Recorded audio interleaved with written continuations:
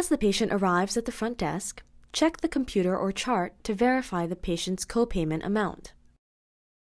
After registering the patient, let the patient know the amount of the expected payment and ask if they'd like to pay by cash, check, or credit card. If the patient pays for his or her copay via cash, write a receipt from the cash receipt book.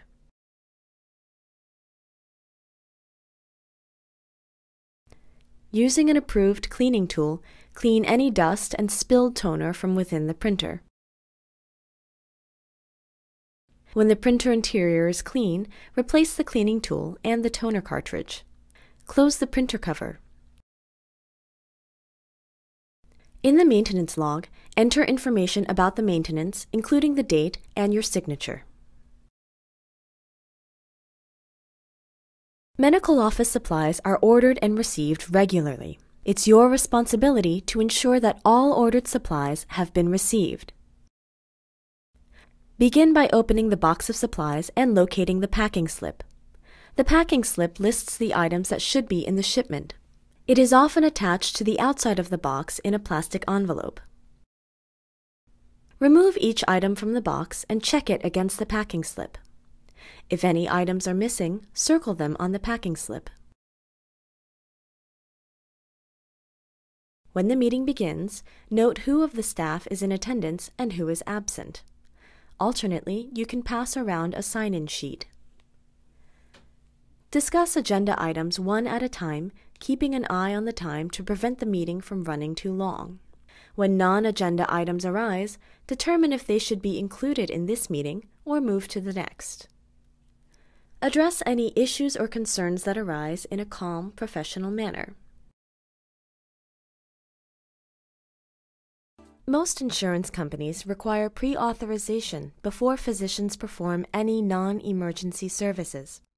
Without insurance carrier authorization, physicians may not be paid for their services. The materials you'll need to make a pre-certification call are the patient's insurance information, including their insurance ID number, birth date, and the name and phone number for the insurance company's customer service provider. Sanitization and disinfection remove organic and inorganic debris from instruments before sterilization in the autoclave. Sterilization is the last defense against pathogenic bacteria. Once the autoclave has been loaded, close and latch the door according to manufacturer's instructions. Turn on the autoclave. Sterilization time begins when the correct pressure and temperature have been reached.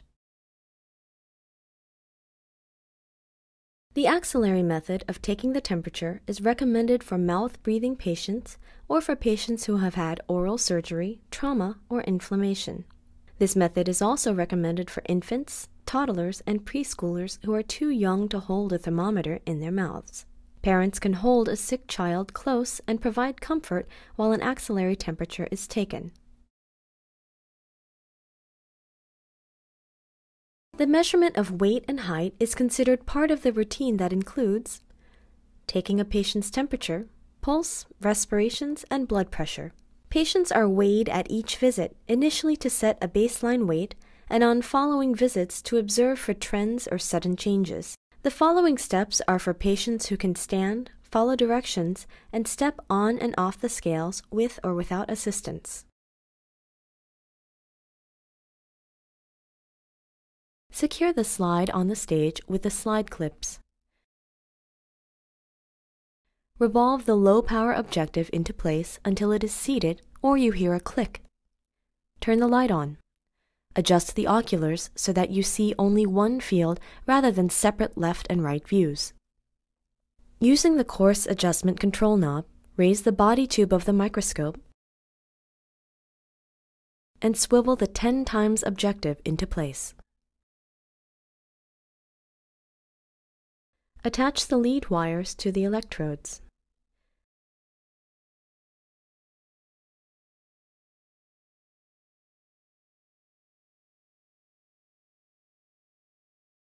Tape a loop of the lead wires to the skin for strain relief.